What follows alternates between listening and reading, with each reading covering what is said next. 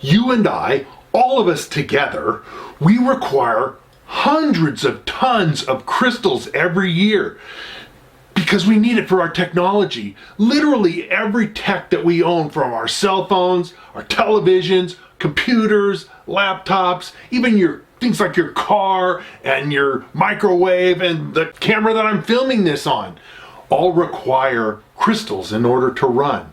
But a lot of these things don't even occur in nature, so there's not a possibility that they could be mined. They have to be manufactured. And so we have factories to make these crystals. I'm Chris Ralph, the professional prospector, and today we're going to be talking about industrial crystal growth. Let's talk first about crystal growth. In order for crystals to grow, they have to have their atoms be able to move about freely. I talked about this in another video, but I could take a handful of sand and quartz sand and put it in a box and wait for 10,000 years, and the box wouldn't suddenly have all the sand turned into a quartz crystal. It's just not like that. The atoms have to be free to move about and then assemble by the way that they want to. And it has to do with the positive and negative charges on the atoms and the bonds between them. It's a pretty complex thing. We talked about it in the last video. But they have to be able to move about and be loose and free in order to come together in that right pattern to form a crystal. So if we're going to have a factory that grows tons of crystals, well, let's take a look at some of the methods that they use. Now, the first method that we're going to look at is called from the melt, or by melting. And some things, like if you take quartz crystals and melt them and then let them cool, they're going to form glass, which is not an ordered, it's not something that the atoms come together. They're just in the glass however they happen to land. But some things, if you melt them and cool them very slowly and take just the right situation, they will crystallize. And these are things that have a stronger propensity to crystallize, whereas quartz crystals have a stronger propensity to form glass. So the first one we're going to talk about is the verneuil method, where they literally melt stuff by putting it through a flame. Let's take a look. So this is how the verneuil system works. It basically is a two-tiered burner that's an oxygen-hydrogen burner, and with the oxygen on top, a powder, a very fine powder of aluminum oxide, which is what corundum is made from, together with some chromium is also added in there, a few percent or a percent or so, and it's added to give it coloration. There's a hopper feeder and a feeder that makes just a tiny bit of the powder go down. As it falls down through the flame, it melts the powder, and then the liquefied little bit of powder makes a fine layer on top of the crystal. Now you start with a seed crystal at the bottom that is a crystal of ruby, and this is a setup for growing ruby. And then as you burn the powder and liquefy it, you slowly move this thing down, and as the crystal grows upward, you move it downward very slowly, and you end up growing a crystal of ruby. And this is how inexpensive ruby is grown. It was an invention from the early part of the 1900s by a Frenchman by the name of Verneuil. That's why it has this name. And it can grow a lot of things, but aluminum oxide is one of the most common.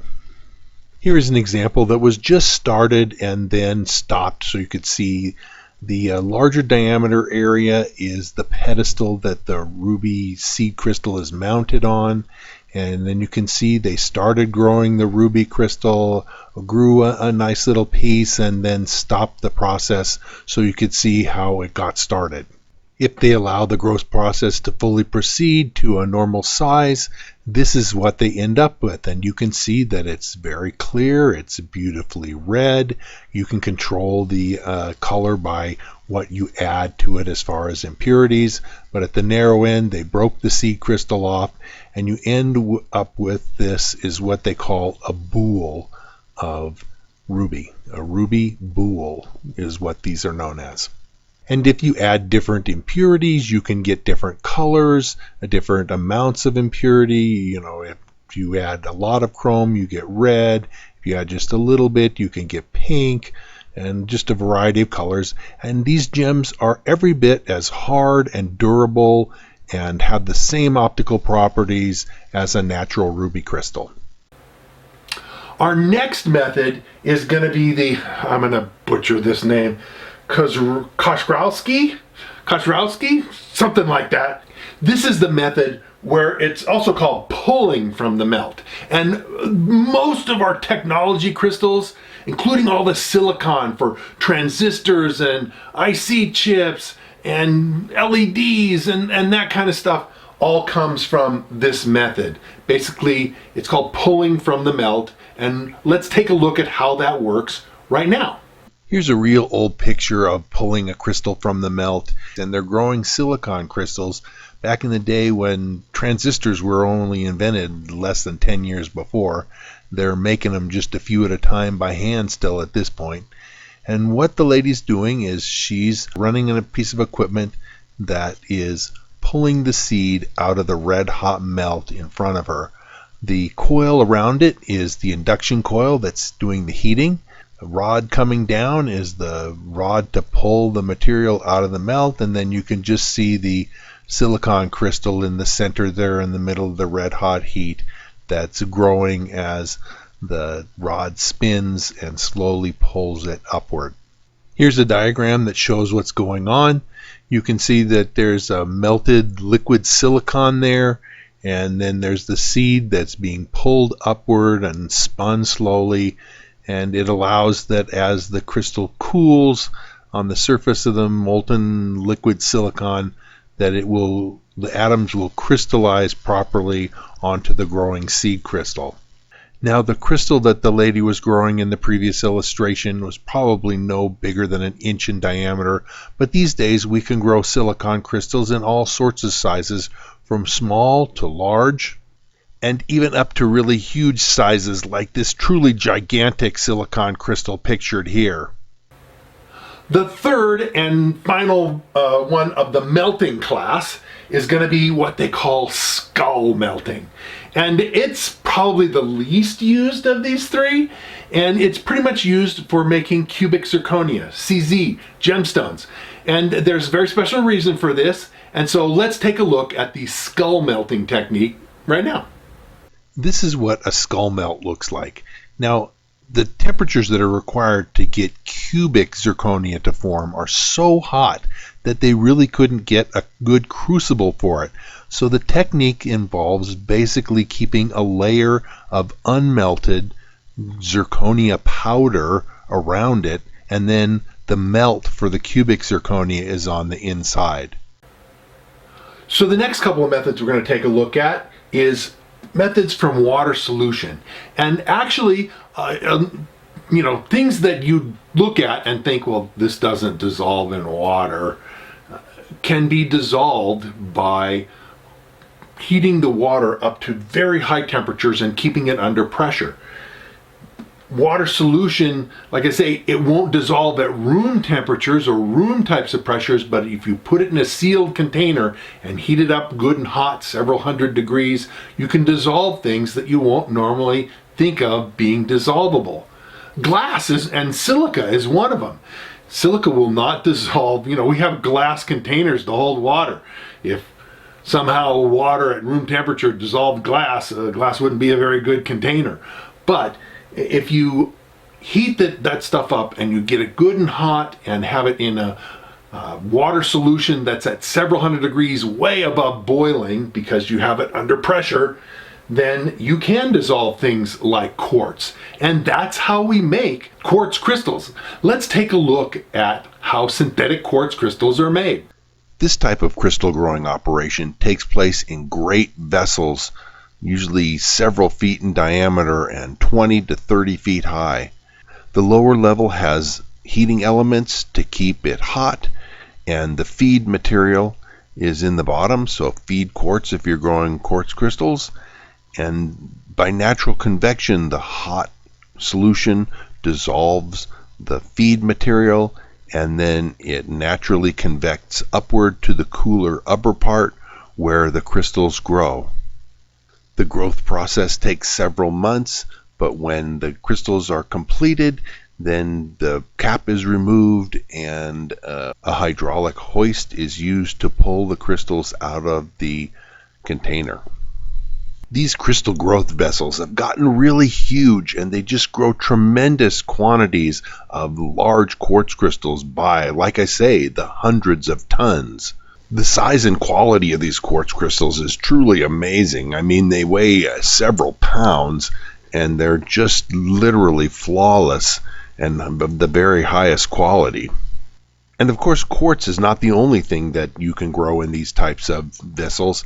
Emerald and even ruby can be grown in similar manner, because it makes sense that most emerald and a lot of other gemstones are formed in high pressure watery environments where slow cooling allows for the growth of large crystals.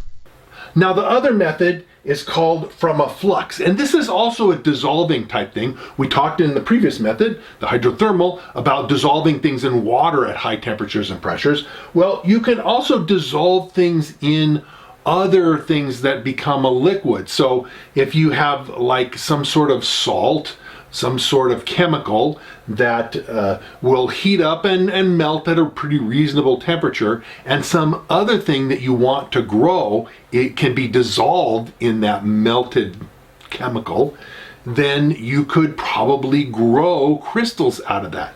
And indeed, we grow things like emeralds and some other stuff. We grow them with this, but we can also grow them with this flux fusion method. So you melt things and they dissolve whatever it is you're trying to grow, and then maybe you lower the temperature, and as the temperature goes down, the solubility of that thing, emerald or whatever, becomes less and less, and eventually it reaches a saturation, and the molecules of whatever that is, the emerald or ruby, they grow ruby this way, get to a situation where they have to come out of solution, and they start lining up in their crystal pattern and becoming the crystal that you're trying to grow. I'm actually going to try this later this summer, in some months. I've got me a platinum crucible, and because when you melt stuff, you need to have things that the molten chemical won't dissolve the crucible you're holding it in. So we're going to try this. We're going to try growing emeralds and rubies and some other stuff. But this is used commercially in factories, so let's take a look at how that works. So here's a little diagram of the flux fusion process, and really all we have here is a box with the box is an electric powered furnace, and then inside we have a platinum crucible, a salt that dissolves whatever we're growing, that's the green, and then the growing crystals at the bottom. In this example, I colored them red, so let's pretend they're rubies.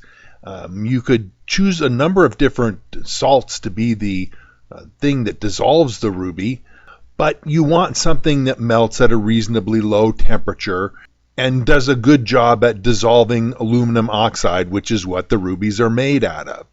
And just like something I've been doing recently with my granddaughter, where I dissolved a bunch of sugar in water and I'm making rock candy and showing her how we're growing the rock candy crystals. In the same way, in the platinum crucible in this example, as you cool it or as the liquid evaporates, the solution becomes saturated and the growing crystals have to come out. In my case with my granddaughter, it's sugar, but in this case we're growing rubies. And when you reach a certain point where only so much aluminum oxide is soluble in whatever you're dissolving it in, as the temperature cools or the material evaporates, the ruby has to come out and it grows as crystals. Really, this is very similar to dissolving things in water and growing them out. It's just because you're growing something that won't dissolve in water, like a ruby, or at least won't dissolve at very high temperatures, you're able to melt it into some sort of other salt. This provides you with the advantage that you have over the hydrothermal method, where you don't have the high pressure and the danger of potential explosions. As I mentioned, you can grow emeralds and a lot of other things.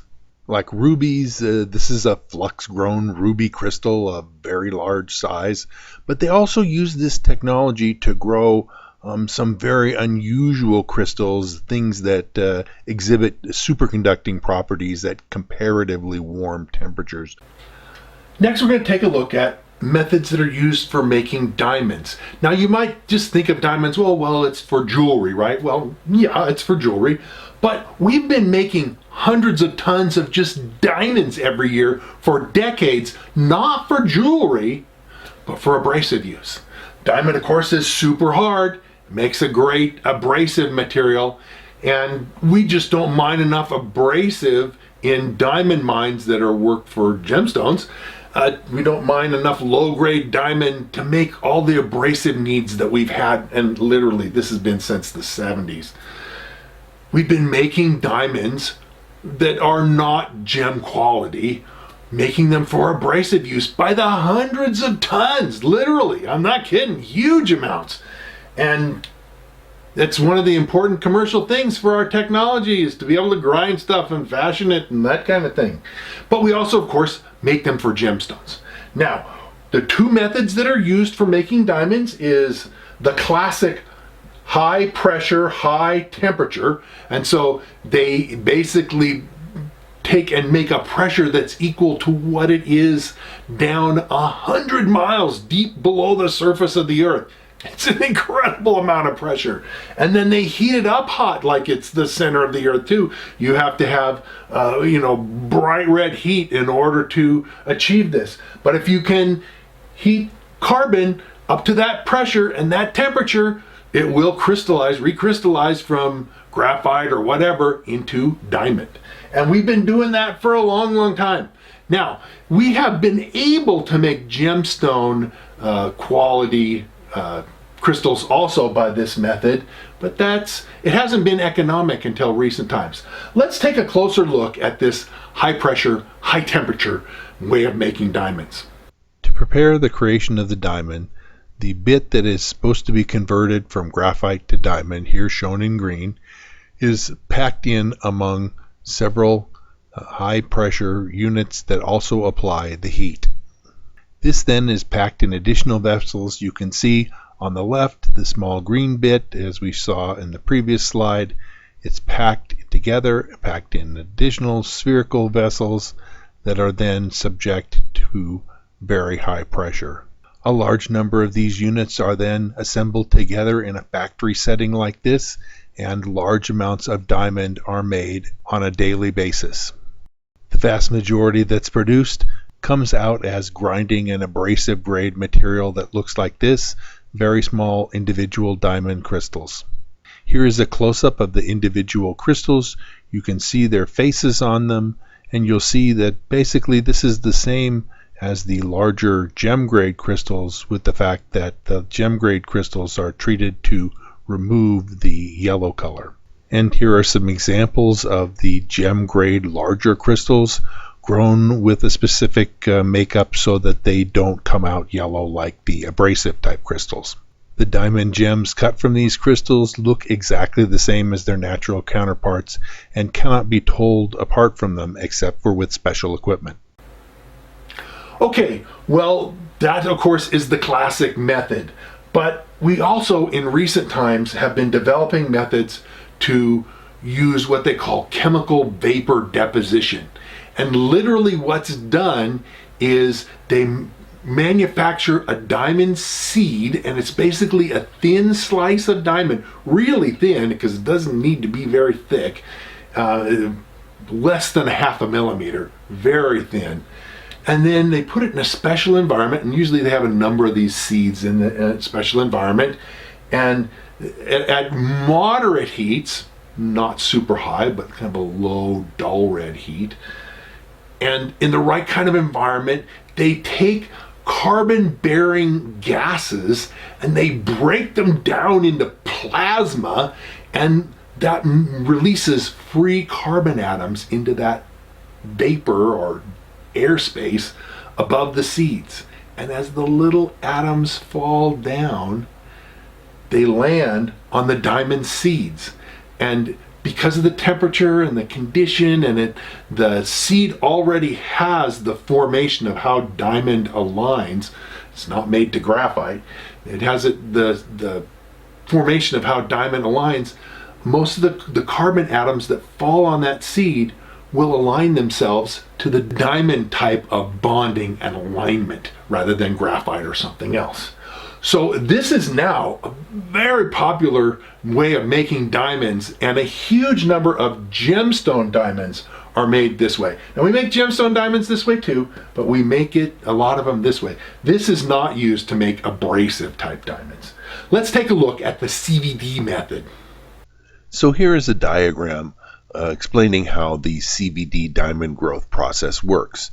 And basically it's a container, and at one point you have a carbon source gas, usually methane, going in, and at the very top you have high frequency microwaves, and between the heat that's underneath, you can see underneath the diamond seeds is a radio frequency induction heat coil, and it heats things up, and between the microwaves and the heat it breaks down the methane into a plasma, and the carbon atoms settle on the diamond seeds. And here is an actual view of the diamonds growing in progress, a view through the observation window. You can see 9 seeds that are growing. All of them are square, and the darker material around the edges of the seeds or on the floor in between the seeds, that's just graphite. Some of the carbon that falls down that doesn't properly land on the diamond seed becomes graphite, which is the other form of carbon. And so you end up with something like this. The center part is the diamond, where around the edges you have some graphite. You end up with something like this, a square of diamond that's been grown on the seed, surrounded by a rim of graphite. The graphite is then cut off, and you end up with something like this, a nice diamond suitable for cutting or other uses. And these ones are all over 5 carats, and so suitable to cut a nice large gemstone. Now this method, the CVD method, is getting cheaper and advancing all the time. Every year new developments are done to make it cheaper and easier to produce, and eventually there'll be applications in power switching, 5G and satellite communications, and other high-tech applications for the diamonds that are grown out of this method. Now, one of the things when we grow these crystals, we have to control their environments. We have to control the purity. And we know that we have to add certain things, sometimes impurities, to get the properties that we want out of the crystals that we're growing. An example is, when they grow rubies or emeralds, you have to add chromium. Both rubies and emeralds contain aluminum as a natural part of the crystal. But if you grow them perfectly pure with only aluminum in there as their element purity, it will come out colorless. Both of them. Both corundum, which is the mineral that ruby's made out of, and beryl, which is the mineral that emeralds are made out of, will come out colorless. It's just clear as water. But if you add a certain percentage of chromium, and the chromium takes the place of some of the aluminum, a little bit, not very much, but some of the aluminum, it basically changes places, and instead of an aluminum being in the molecule, there'll be a chromium in there. If you add that impurity, then you end up with the beautiful red of ruby or the beautiful green of emerald. Interesting that chromium is the addition that you make for both of those, even though one is bright red and the other is beautiful green. It just is. It's about chemistry. So we have to control those impurities that we add, and it makes them. We do this also with semiconductors in order to get the properties of semiconductors and silicon crystals that we want in order to have transistors and ICs and other things that we need for our technology. Now, this is just one of a series. One of the videos I've made has been about natural crystal gold. And of course, gold, just like a lot of other things, if given the right opportunity, the atoms will align and form a crystal. It's a fascinating, and they're super beautiful. I'm going to put a link to the video for crystalline gold right up here, and I'll put it in the description down below. I also have done a video about the secrets of crystal formation and the hows and whys that the atoms come together and align and form crystals. And I'm also going to put a link to that here, and both above and below. And then I also did one that we talked about. We need these crystals for our technology. I'm talking more detail about the crystals that are essential to our technology. I think you'll also enjoy that. So most of the videos that I make are about prospecting for gold and related things, diamonds and platinum and such a thing. And I wrote a book called Fistful of Gold because that's what I want you to find, Fistful of Gold. And I'm going to tell you a little bit more about my book right now. So let me tell you a little bit more about my book. It's called Fistful of Gold, and I wrote it because I want you to be able to go out and find for yourself Fistful of Gold. And you can see that it's an encyclopedia with all kinds of information, pictures, and that sort of thing. It's not in color, but color would have cost me a lot more to have printed, and so the book would have cost a lot more. It's for sale on Amazon, and you can pick it up. I'll put a link in the description below. I also serve as the editor for a prospecting magazine. It's ICMJ's Prospecting and Mining Journal. And honestly, you should check that out. We got stories and information, legal stuff, everything you know to increase your skills as a prospector. I write articles in this every month, and a lot of other very experienced prospectors contribute to the magazine as well. So check the magazine out. Also, I have a website, and the website is at NevadaOutbackGems.com. I'll put a link for it in the description below, but there's gobs of information there that you will find useful in your prospecting efforts. Finally, I want to say that I really appreciate your comments and thoughts, and even positive criticism. Don't come on there and just toss out insults, because I'll just delete your comments. But if you've got helpful things to say and questions to ask, do write and put those in the comments, because I answer my comments to people, and you'll hear from me in responding to you. So if you've enjoyed this video and you like what you see and you're interested in finding out more, well then sign up, subscribe, and hit the notification bell so they'll let you know when I post new videos. And like it and share it if again you see stuff that you really are excited about. And I'll be coming out with lots more new videos, and so we'll see you again real soon.